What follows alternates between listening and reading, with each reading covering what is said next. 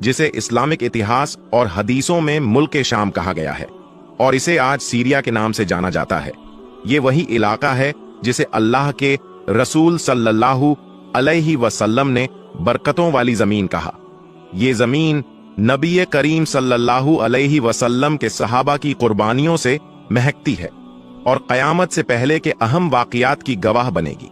दोस्तों, इस वीडियो में हम जानेंगे सीरिया यानी मुल्क शाम का इस्लाम से क्या रिश्ता है, उधर पेश आने वाली और आ चुकी ऐतिहासिक घटनाएं जो इस्लाम से जुड़ी हुई हैं, वहां के मौजूदा हालात और इसे उम्मत मुस्लिमा को सीखने वाले सबक और वो हदीसें जो इस सरजमीन के भविष्य की तरफ इशारा करती है। और प्यारे आका सल्लल्लाहु अलैहि वसल्लम ने इस मुल्क शाम यानी सीरिया के बारे में क्या इरशाद फरमाया था, तो चलिए इस रूहानी सफर को शुरू करते हैं। दोस्तों, सीरिया का इस्लाम में एक खास मुकाम है। इसे कुरान और हदीस में कई बार इसका जिक्र किया गया है। कुरान में सूरह बनी इज़राइल और सूरह सबा में शाम की सरजमीन को मुबारक कहा गया है। अल्लाह तबारक व तआला फरमाता है, हमने उसे और उसके आसपास की सरजमीन को बरकत दी। ये इलाका हजरत इब्राहीम अलैहिस्सलाम, हजरत मूसा अलैहिस्सलाम, हजरत ईसा अलैहिस्सलाम और भी नबियों से जुड़ा हुआ है। हजरत याहिया अलैहिस्सलाम और हजरत जकारिया अलैहिस्सलाम ने यहीं पर दावत दी थी। रसूल अल्लाह सल्लल्लाहु अलैहि वसल्लम ने इरशाद फरमाया, या अल्लाह हमारे शाम और हमारे यमन में बरकत दे। हजरत मोहम्मद मुस्तफ़ा सल्लल्लाहु अलैहि वसल्लम का एक और फरमान है, जब फितने फैले तो शाम यानी सीरिया की ओर रहो, क्योंकि ये जमीन अल्लाह की चुनी हुई जमीन है और वहां के लोग उसके चुने हुए बंदे हैं। दोस्तों, मुल्क शाम से जुड़े कुछ ऐसे वाकयात कयामत से पहले होने वाले हैं, जैसे कि दमिश्क के सफेद मीनार के पास हजरत ईसा अलैहिस्सलाम का उतरना, दज्जाल का खात्मा और गजवाए हिंद का आगाज भी इसी इलाके से होगा। आखिरी दौर में मुसलमानों का सबसे मजबूत गढ़ शाम की सर जमीन होगा। दोस्तों, सहाबा इकराम की बड़ी तादाद ने शाम की सर जमीन पर इस्लाम के लिए अपनी जानें कुर्बान की। हजरत अब्बू उबैदा बिन जर्राह रज़ियल्लाहु ताला अन्हु और हजरत खालिद बिन वलीद रज़ियल्लाहु ताला अन्हु जैसे बहादुर योद्धाओं की कब्रें यहीं पर है। शाम की सरजमीन का इतिहास हमें इस्लामी संघर्षों और फतह की याद दिलाता है। हजरत उमर फारूक रज़ियल्लाहु ताला अन्हु के खलीफा बनने के दौरान ये इलाका फतह हुआ। हजरत खालिद बिन वलीद ने दमिश्क को इस्लाम के तहत लाने में अहम भूमिका निभाई। बनु उमैया के दौर में दमिश्क इस्लामिक सल्तनत की राजधानी बना। यह समय इस्लाम की तरक्की और ताकत का प्रतीक था। सलाहुद्दीन अय्यूबी ने यहीं से क्रूसेडर्स को हराया और यरूशलेम को आजाद करवाया। ये इलाका 400 साल तक उस्मानिया सल्तनत का हिस्सा रहा और तब इसे शांति और तरक्की का दौर देखने को मिला। लेकिन इस्लामी एकता के खत्म होते ही ये इलाका दुश्मनों का शिकार बन गया। यही वजह है कि आप लोग देखेंगे कि ज्यादातर ऐतिहासिक किताबों में और स्पेशली मुसलमानों की ऐतिहासिक किताबों में जब भी मुल्क शाम यानी कि सीरिया की बात की जाती है, तो उसका मतलब और उससे मुराद सिर्फ वही एरिया नहीं होता है कि जो आज के दौर में सीरिया कहलाता है, बल्कि उस सारे एरिया के बारे में बात की जा रही होती है कि जो आज के दौर में लेबनान कहलाता है, फिलिस्तीन कहलाता है और तो और जॉर्डन भी कहलाता है, क्योंकि किसी दौर में इस सारे ही इलाके को मुल्क शाम कहा जाता था। सबसे पहले अगर बात करें इस्लाम के हिसाब से, तो कयामत की बहुत सारी निशानियां इस देश के साथ जुड़ी हुई हैं। मिसाल के तौर पर हजरत ईसा अलैहिस्सलाम का नुज़ूल भी इसी देश के मशहूर शहर दमिश्क की एक जामा मस्जिद के मीनार पर होगा। हजरत इमाम मेहदी भी मदीने से इसी इलाके की तरफ हिजरत करेंगे और जहां पर पहुंचकर वो मुसलमानों की लीडरशिप भी संभालेंगे। और दज्जाल जैसी भयानक और खतरनाक ताकतें होगी, वो भी इसी इलाके में आकर ही दम तोड़ेगी। ये इलाका इस्लाम के नजरिए से कितना ज्यादा अहम है, इस चीज का अंदाजा इस बात से भी लगाया जा सकता है कि आखिरी पैगंबर हजरत मोहम्मद सल्लल्लाहु अलैहि वसल्लम ने न सिर्फ इस इलाके के लिए दुआ की थी, बल्कि एक बार तो अपने सहाबा से यह भी फरमाया था कि अगर अहले शाम में फसाद बर्पा हो जाए तो फिर तुम में भी कोई खैर नहीं है। यही वजह है कि आज के बहुत सारे मुस्लिम स्कॉलर्स मिडिल ईस्ट में ये जितना भी फसाद चल रहा है और मुस्लिम दुनिया ये जो अपना बुरा दौर देख रही है, इसके पीछे एक बड़ी वजह सीरिया में होने वाला फसाद भी बताते हैं। दोस्तों, अगर मौजूदा हालात के बारे में बात करें तो समझने के लिए हमें सीरिया के पिछले 100 सालों पर नजर डालनी होगी। 1918 में प्रथम विश्व युद्ध के बाद फ्रांस ने सीरिया पर कब्जा कर लिया। इस्लामिक एकता खत्म होते ही बाहरी ताकतों ने इस इलाके को तोड़ने की कोशिश की। 2011 में सिविल वॉर का आगाज होता है। अरब स्प्रिंग के दौरान सीरिया में सरकार विरोधी प्रदर्शन शुरू हुए। बशर अल असद की सरकार और विरोधी गुटों के बीच ये प्रदर्शन खूनी जंग में बदल गया। ईरान और रूस असद सरकार का समर्थन कर रहे हैं। अमेरिका और उसके सहयोगी विद्रोही गुटों का साथ दे रहे हैं। तुर्की और कुर्द गुट भी अपनी जमीन के लिए ही लड़ रहे हैं। इसका नतीजा ये हुआ, लाखों मुसलमान शहीद हुए, करोड़ों लोग बेघर हुए। इस्लामी एकता की कमी का नुकसान आज भी मुसलमान भुगत रहे हैं। दोस्तों, रसूल अल्लाह सल्लल्लाहु अलैहि वसल्लम ने हमें फितनों और आखिरी दौर के बारे में आगाह किया था। हदीस में जिक्र है कि आखिरी जंग से पहले शाम से एक आग उठेगी जो पूरी दुनिया में फैल जाएगी। मौजूदा हालात को देखकर लगता है कि ये आग सीरिया के संघर्षों से जुड़ी हो सकती है। आपसी फूट और बाहरी ताकतों पर डिपेंड होना, कुरान और सुन्नतों से दूरी, इस्लामी एकता की कमी, ये सारी मुसलमानों की कमजोरियां हैं। इसी वजह से वहां पर यह सब कुछ हो रहा है। मुसलमानों को फितनों से बचने के लिए कुरान और हदीस की रोशनी में अपने आमाल सुधारने होंगे। उम्मत को बाहरी ताकतों के चंगुल से निकलकर आपस में मजबूत होना होगा, मुत्तहिद होना होगा।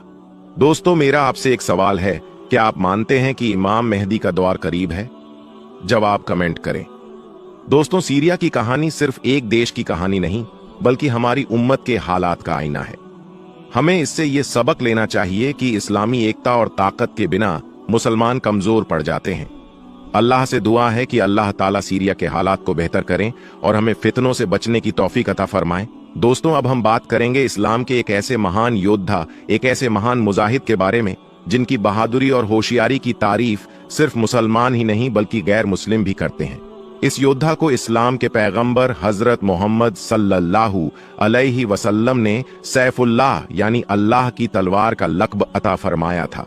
इस योद्धा का नाम खालिद बिन वलीद है। खालिद बिन वलीद की पैदाइश 592 ईस्वी में मक्का में हुआ था। उनके वालिद, जिनका नाम वलीद था, वो मक्का के सबसे अमीर और मशहूर लोगों में से एक थे। दोस्तों, जिस वक्त इस्लाम के पैगंबर यानी हजरत मोहम्मद सल्लल्लाहु अलैहि वसल्लम ने अपने नबी होने का ऐलान फरमाया और लोगों को इस्लाम की तरफ बुलाना शुरू किया, उस वक्त खालिद बिन वलीद की गिनती उन लोगों में होती थी जो लोग इस्लाम के सबसे ज्यादा मुखालिफ थे।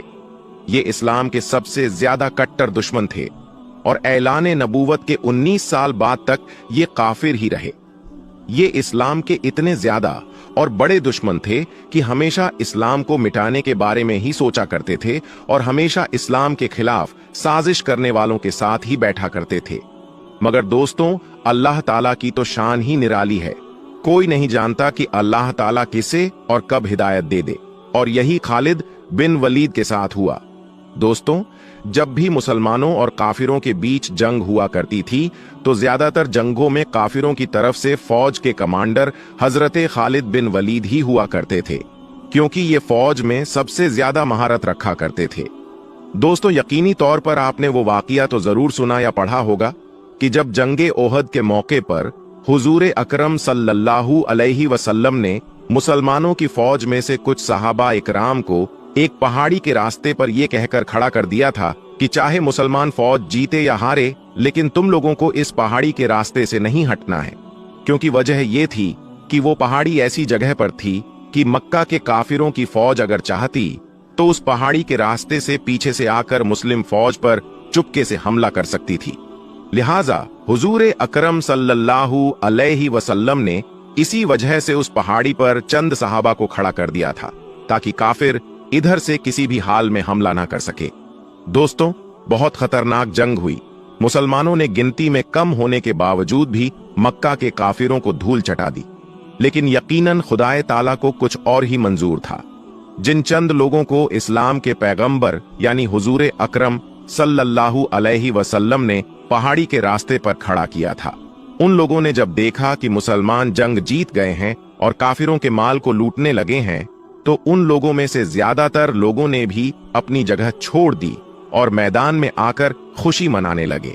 इसका नतीजा ये हुआ कि खालिद बिन वलीद, जो उस वक्त काफिरों की फौज में शामिल थे और उस वक्त काफिर हुआ करते थे और जंग में बहुत ज्यादा महारत रखा करते थे, उन्होंने अपने चंद लोगों के साथ पीछे से मुड़कर उस पहाड़ी वाले रास्ते से मुसलमानों पर दोबारा हमला किया। ये इतना खतरनाक हमला था कि मुसलमानों को कुछ समझ नहीं आया कि आखिर ये कैसे मुमकिन हो गया। खालिद बिन वलीद ने अपनी तलवारों से लगातार कई सहाबा को शहीद कर दिया और देखते ही देखते पूरी जंग का नक्शा बदल गया। वो जंग जो मुसलमान जीत चुके थे अब उनकी हार में बदल चुकी थी, और ये सब कुछ हुआ था खालिद बिन वलीद की महारत की वजह से, जो उस वक्त काफिर हुआ करते थे। दोस्तों, सुलह हुदैबिया के बाद हजरत खालिद वलीद बहुत परेशान रहने लगे। उनकी परेशानी की वजह इस्लाम की तेजी से बढ़ती हुई तरक्की थी। वो सोचते रहते थे कि आखिर काफिरों ने कई बार मुसलमानों को जंग में चुनौती दी, लेकिन वो हारते क्यों गए, जबकि उनके पास अच्छे हथियार और बहादुर लड़ाके भी थे। फिर भी वो मुसलमानों से हारते रहे। हजरत खालिद के दिमाग में कई सवाल उठते थे। वो ये सोचते थे, कहीं ऐसा तो नहीं कि मुसलमानों के साथ कोई गैबी ताकत हो, कहीं ऐसा तो नहीं कि मोहम्मद सल्लल्लाहु अलैहि वसल्लम सच में अल्लाह के रसूल हैं। इन्हीं सोच विचारों से परेशान रहते हुए एक दिन उन्हें उनके बड़े भाई का एक खत मिला। उस खत में लिखा था, ऐ खालिद, तुम कहां हो? हजरत मोहम्मद सल्लल्लाहु अलैहि वसल्लम ने मुझसे तुम्हारे बारे में पूछा है कि आखिर खालिद कहां है। उस खत में उनके भाई ने लिखा था कि मैं चाहता हूं कि तुम इस अंधेरी दुनिया से निकलकर इस्लाम की रोशनी की तरफ आओ और इस्लाम में दाखिल हो जाओ।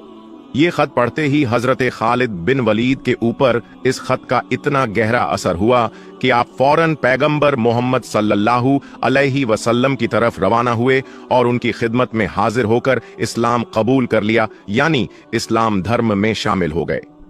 दोस्तों, हदीसों की किताबों में आता है कि पैगंबर मोहम्मद मुस्तफ़ा सल्लल्लाहु अलैहि वसल्लम ने रोमन सल्तनत की तरफ, यानी सीरिया की तरफ, जिसे पहले मुल्क शाम कहा जाता था, अपना एक कासिद रवाना फरमाया। लेकिन रोमन सल्तनत ने अपने गुरूर घमंड में आकर मुसलमानों के उस कासिद को कत्ल कर दिया। पहले के जमाने में चाहे दुश्मन कितना ही खतरनाक क्यों ना हो, वो कासिद यानी पैगाम पहुंचाने वाले को कत्ल नहीं करता था, क्योंकि कासिद को कत्ल करने का मतलब जंग का खुला ऐलान होता था। जब मुसलमानों का कासिद कत्ल कर दिया गया तो हुजूर सल्लल्लाहु अलैहि वसल्लम ने भी मदीने से सहाबा की एक बड़ी फौज को जंग के लिए सीरिया की तरफ रवाना फरमाया और उस जंग का कमांडर हजरत जैद बिन हारसा को बनाया। दोस्तों, जैद बिन हारसा हुजूर अकरम सल्लल्लाहु अलैहि वसल्लम के मुंह बोले बेटे भी थे, और ये वो इकलौते सहाबी हैं कि जिनका नाम कुरान में भी आया है। और हुजूर ने जाते हुए सहाबा को ये नसीहत फरमाई कि अगर जैद शहीद हो जाए तो इसके बाद अपनी फौज का कमांडर जाफर को बना देना, और अगर जाफर भी शहीद हो जाए तो अपनी फौज का कमांडर अब्दुल्ला बिन रवाहा को बना देना, और अगर वो भी शहीद कर दिया जाए तो उसके बाद जिस पर तुम लोग राजी हो जाओ उसी को अपना कमांडर बना लेना। हुजूर ने ये नसीहत करके सीरिया की तरफ अपने लश्कर को रवाना फरमाया और हुजूर सल्लल्लाहु अलैहि वसल्लम मस्जिद नबवी में अपने चंद सहाबाओं के साथ मदीना शहर में बैठ गए। एक तरफ सीरिया में जंग हो रही थी और दूसरी तरफ हुजूर मदीना में पूरी जंग का नक्शा अपने सहाबा को बैठकर बता रहे थे। बड़ी ही खतरनाक जंग हुई और हुजूर रो रहे थे और अपने सहाबा से फरमा रहे थे कि जंग में अब जैद को शहीद कर दिया गया है। इस्लामी फौज का झंडा अब जाफर बिन तैयार के हाथ में है। थोड़ी देर के बाद हुजूर रो रहे थे और कह रहे थे कि जाफर को भी शहीद कर दिया गया है और अब जंग का झंडा अब्दुल्ला बिन रवाहा के पास आ पहुंचा है। उसके बाद हुजूर ने फरमाया, अब्दुल्लाह बिन रवाहा को भी शहीद कर दिया गया है। और तमाम लोगों के मुत्तफिक होने के बाद हजरत खालिद बिन वलीद के हाथ में इस्लाम की फौज का झंडा दे दिया गया है।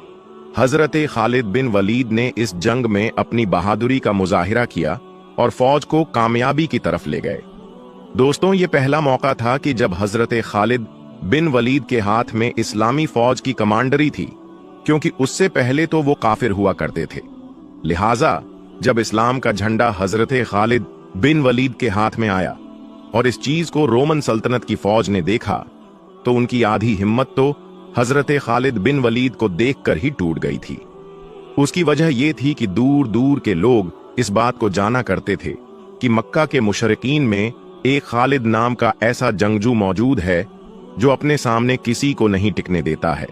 जाहिर है अब ये इस्लाम में दाखिल हो चुके थे और अब ये इस्लामी फौज में थे, लेकिन अपनी पुरानी जंगी महारतों को कभी नहीं भूले थे। दोस्तों, बहुत खतरनाक जंग हुई और हजरत खालिद बिन वलीद की सिपह सालारी में मुसलमानों ने ये जंग जीत ली। और इस जंग में हजरत खालिद बिन वलीद इतने जोश के साथ लड़े और इतनी खतरनाक तरीके से लड़े कि इस जंग में हजरत खालिद बिन वलीद रजी अल्लाह ताला अन्हु के हाथ से 9 तलवारें टूट गई थीं। दोस्तों सोचिए, 9 तलवारें, यकीनन एक एक तलवार किसी भी मर्द के हाथ से ही टूट सकती है, और जिसके हाथ से 9 तलवारें टूटे, सोचिए उसने जंग में कितने लोगों को कत्ल किया होगा। दोस्तों, जैसा कि मैंने आपको पहले भी बताया कि प्यारे नबी सल्लल्लाहु अलैहि वसल्लम सीरिया में हो रही जंग का हाल मदीना में बैठकर अपने सहाबा को बता रहे थे और रो रहे थे।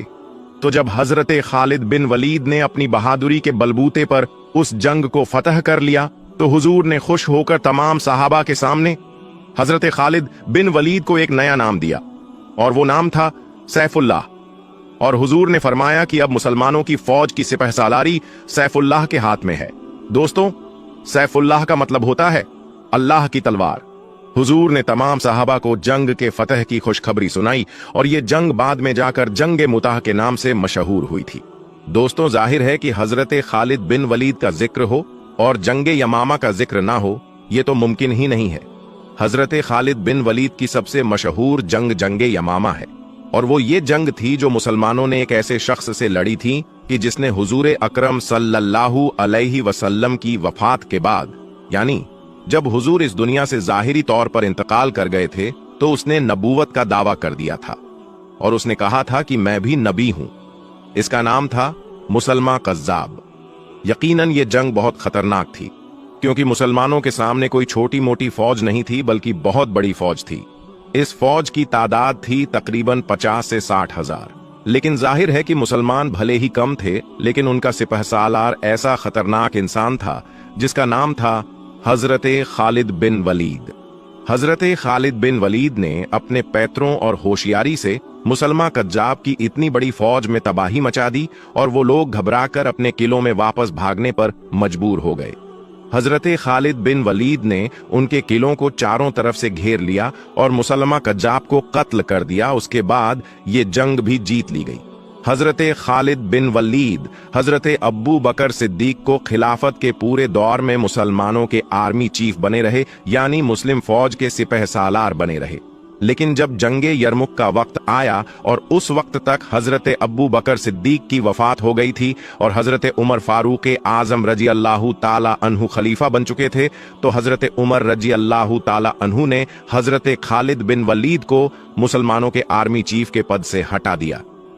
दोस्तों, आज भी बहुत से मुसलमानों के दिमाग में यही गलतफहमी रहती है कि हजरत उमर फारूक आजम ने एक ऐसे सिपह सालार को आर्मी चीफ के पद से क्यों हटा दिया जो हर जंग में मुसलमानों की फौज को फतह दिला रहा था। दोस्तों, उसकी मेन वजह यह थी कि हजरत उमर फारूक आजम रजी अल्लाह ताला अन्हु की उनसे कोई जाति दुश्मनी नहीं थी, बल्कि उसकी असल वजह यह थी कि हजरत खालिद बिन वलीद की सिपह सालारी में मुसलमान लगातार फतह पर फतह हासिल किए जा रहे थे, और लगातार फतह हासिल करने की वजह से मुस्लिम फौज के सिपाहियों के दिमाग में ये बात बैठ चुकी थी कि हम हजरत खालिद बिन वलीद की वजह से ही जंग को जीतते हैं। यानी अगर किसी जंग में हमारे साथ खालिद बिन वलीद नहीं होंगे तो हम उस जंग को कभी नहीं जीत पाएंगे। मुस्लिम सिपाहियों की इस सोच को मिटाने के लिए हजरत उमर फारूक ने हजरत खालिद बिन वलीद को आर्मी चीफ के पद से हटाकर उनकी जगह पर हजरत अब्बू उबैदा इब्ने जर्रा को बैठा दिया था। हजरत उमर फारूक के इस फैसले से पूरे मदीने में अफरा तफरी मच गई। लोगों के दरमियान इधर उधर की बातें होने लगीं। तमाम लोग कहने लगे, अरे उमर ने यह फैसला कैसे ले लिया, अब मुस्लिम फौज का क्या होगा? इतनी बड़ी फौज के सामने मुस्लिम फौज कैसे मुकाबला करेगी? अगर मुसलमान हार गए तो कौन जिम्मेदार होगा? लेकिन दोस्तों, खुदा को कुछ और ही मंजूर था। मुसलमानों ने जंगे यरमूक में बड़ी फतह हासिल की और उस फतह के बाद हजरत उमर फारूक रज़ियल्लाहु ताला अन्हु मस्जिद नबवी में दाखिल हुए और आपने लोगों के सामने खुतबा दिया। आपने लोगों से कहा कि ऐ लोगों, मैं तुम लोगों से इसी सोच को मिटाना चाहता था। तुम्हें क्या लगता है कि हमें जितनी जंगों में भी फतह हासिल होती है वो खालिद की वजह से होती है? नहीं, बल्कि हमको फतह खालिद के रब की वजह से मिलती है। कल को खालिद नहीं रहेगा तो तुम क्या समझते हो कि इस्लाम खत्म हो जाएगा? नहीं, इस्लाम को तो हमेशा रहना है, क्योंकि इस्लाम हमेशा से था और हमेशा ही के लिए रहेगा। प्यारे दोस्तों, हजरत खालिद बिन वलीद ने अपनी पूरी जिंदगी में तकरीबन 200 जंगें लड़ी थी और ये दुनिया के पहले ऐसे आर्मी चीफ थे जिन्होंने अपनी पूरी जिंदगी में एक भी जंग नहीं हारी थी। यहां तक कि वो एक जंग जो इन्होंने काफिरों की तरफ से मुसलमानों के खिलाफ लड़ी थी, यानी जंगे ओहद, उसमें भी इनको फतह हासिल हुई थी। इस्लाम में दाखिल होने के बाद ये तकरीबन 7 से 8 साल लगातार काफिरों से जंग लड़ते रहे थे। अपनी जिंदगी के आखिरी वक्त में ये बीमारी की वजह से बिस्तर पर आ गए थे। उसके बाद तमाम सहाबा इनकी चारपाई के इर्द गिर्द खड़े हुए थे। हजरत खालिद बिन वलीद उस बिस्तर पर लेटकर जारो कतार रो रहे थे। सहाबा ने पूछा, ऐ खालिद बिन वलीद, तुम क्यों रो रहे हो? हजरत खालिद बिन वलीद फरमाते हैं कि मेरे जिस्म पर कोई भी ऐसा हिस्सा नहीं है जहां पर किसी तलवार या नेजे का निशान ना हो। मैंने अपनी पूरी जिंदगी में सैकड़ों जंगें लड़ी है, लेकिन उसके बावजूद भी आज मैं बिस्तर पर एक बूढ़े ऊंट की तरह मर रहा हूं। मेरी भी ख्वाहिश थी कि मैं किसी जंग में कत्ल होकर एक शहीद का दर्जा हासिल करूं, लेकिन ऐसा नहीं हो सका। वहां पर मौजूद सहाबा ने हजरत खालिद बिन वलीद रज़ियल्लाहु ताला अन्हु से कहा कि ऐ खालिद, ऐसा कैसे हो सकता था? क्योंकि अल्लाह के नबी ने आपको सैफुल्लाह यानी अल्लाह की तलवार का लक़ब दिया है। अगर आप किसी जंग में शहीद होते तो काफिर कहते कि देखो, अल्लाह की तलवार टूट गई। तो यकीनन जब आप अल्लाह की तलवार हैं तो ऐसा नहीं हो सकता था कि आपको कोई भी कत्ल कर सके। तो दोस्तों, आज की इस वीडियो में बस इतना ही। हम मिलेंगे आपको अगली वीडियो में। तब तक के लिए अल्लाह हाफिज। आप ये इस्लामिक प्रोग्राम निज़ामे हक प्रोडक्शन की जानिब से देख रहे हैं। आप हमारे चैनल को सब्सक्राइब करें, वीडियो को शेयर, लाइक और कमेंट करें।